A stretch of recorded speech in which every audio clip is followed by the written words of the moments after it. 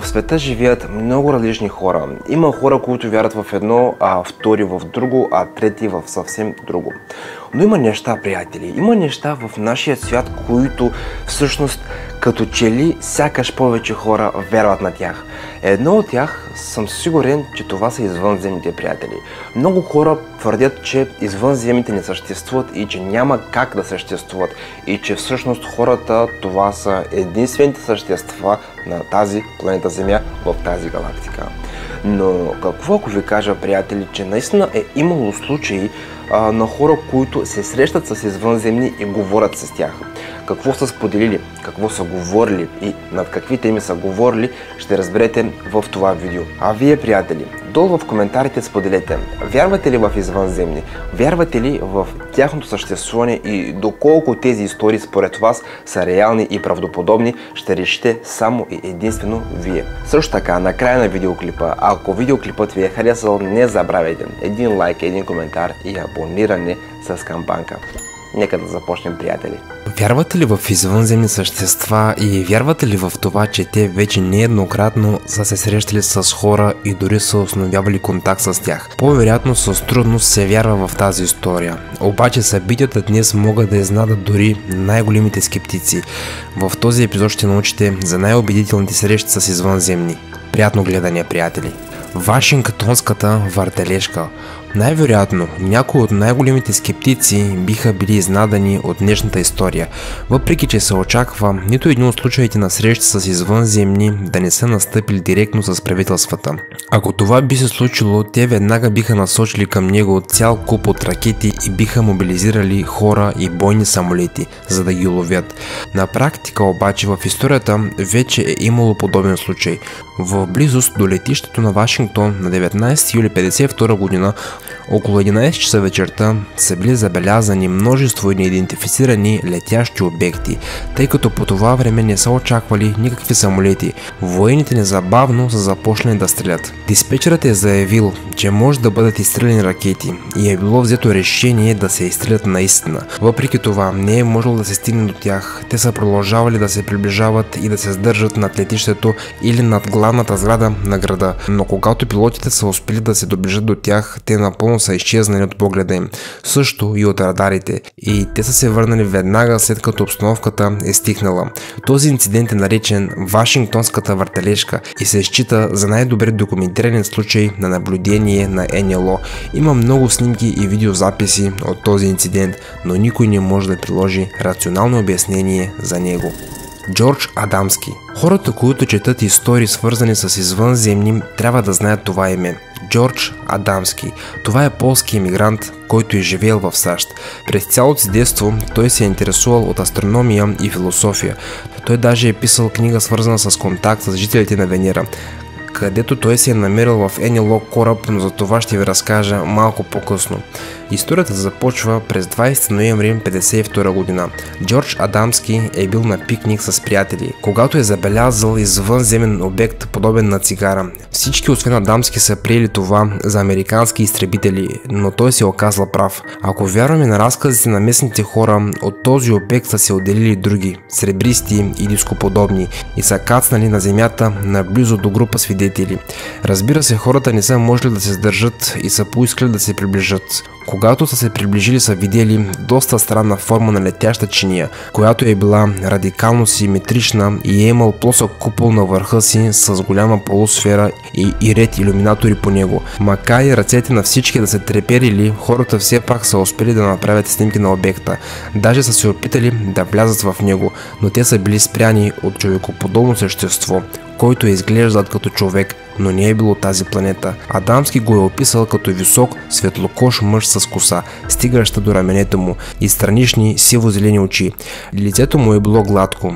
Той е светил като фолио, а дрехите му са били безшевни. Тези, които са огледали отдалеч с бинокли, после са потвърдили писмено, че той активно е жестокулирал с него. Когато журналистите са попитали Адамски за този жест, той е споделил, че извънземното същество се е разбирало с него на всеки един език, за който мъжът е мислил. Дори родният му полски или английски, или дори измислен от него език, който току-що е измислил. Както е споделил мъжът, извънземното същество е било в състояние да чете мислите му, но самият той не е знаел как точно това е ставало. Според него, след като е влязъл в контакт с извънземното същество, той му е показал своя дом с снимков материал, който се е намирал на друга планета. Също му е позволил да управлява Енело кораба. На практика трудно е да се повярва на това, но снимките, които Адамски е направил на Енело кораба по време на тази среща, все още в наши дни не могат да бъдат опровергани. Ако тази летяща чиния е реална, тази история също вероятно е истинска. Кои са пладеидите? Имаме интересни истории за срещи с извънземни същества, които предоставят уникални знания и правят предсказания за бъдещето на човечеството. Този текст е пълен с загадъчни събития и изненадващи факти. Започваме с фермера на име Били Майер, който твърди, че е имал контакти с извънземни същества. Този обикновен фермер е получавал необикновени знания от тези извънземни. Те не само са му предоставили информация за бъдещето на Земята, но и са го предупреждавали за предстоящите глобални събития.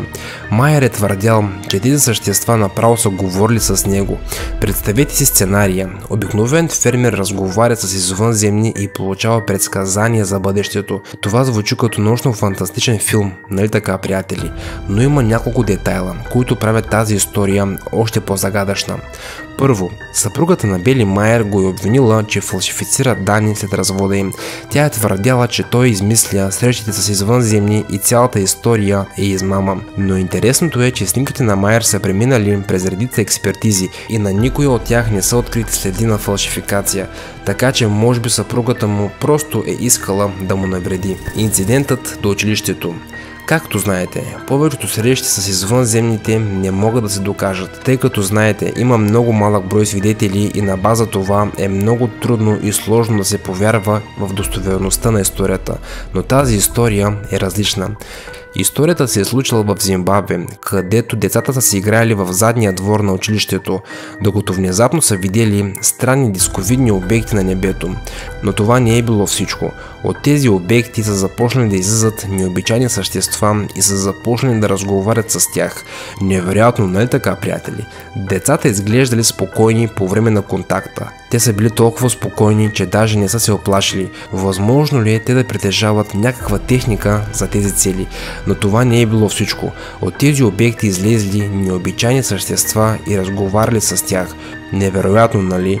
И по някакъв начин децата изглеждали спокойни по време на контакта. Но всички деца, когато са се върнали по класните си стаи, не са разказали нищо на своите учители. Уроците са продължили.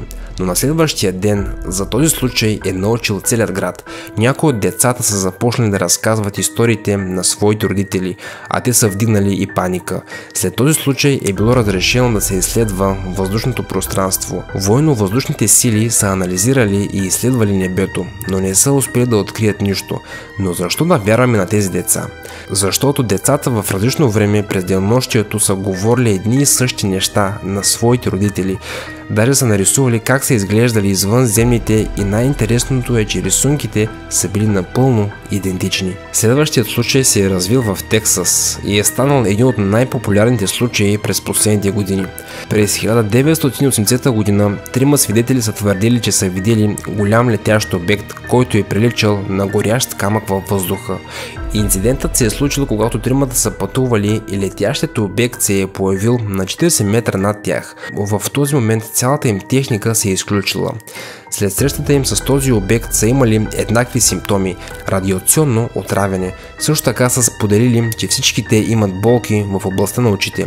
По думите на двете дами, след инцидента те веднага са се нуждаели от медицинска помощ. След анализи в тяхното тяло е намерено радиация, превишаваща нормата. Историята е невероятна. Да получите радиация в отворения свят, без да се е случило никакво бедствие, е просто немислимо.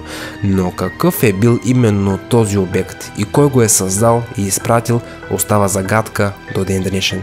В Япония обикновен гражданин е успял да заснеме два Енело кораба, които са се преследвали в небето. Този случай е поразителен, тъй като човекът, който го заснема, няма никакви предположения какво точно е можело това да бъде.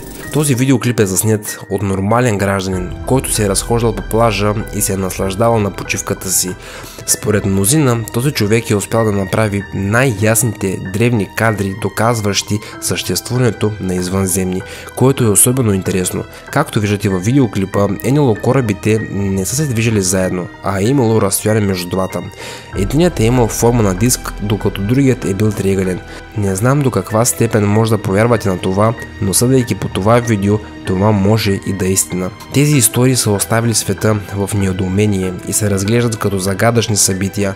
Някои хора вярват, че те са доказателство за съществуването на извънземен живот, докато други са скептични. Какво мислите вие, приятели? Независимо от вашата позиция, тези истории ни карат да размислим за възможността от живот извън Земята. Според много хора от много дълги години нас ни готвят за среща с извънземните.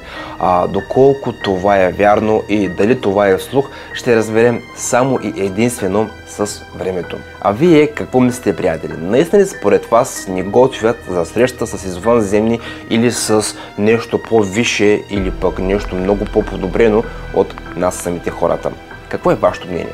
Споделете долу в коментари. Аз бях Айхан Инфая, приятели. Благодаря ви за отделеното време. Благодаря ви, че бяхте с мен до края на видеоклипа. Оценявам вашето внимание, оценявам вашите коментари, вашите лайкове и вашите дизлайкове. Благодаря ви и ще ви бъда благодарен до края на живота си. Очаквайте съвсем скоро много нови и интересни видеа. Чао, приятели! И до скоро!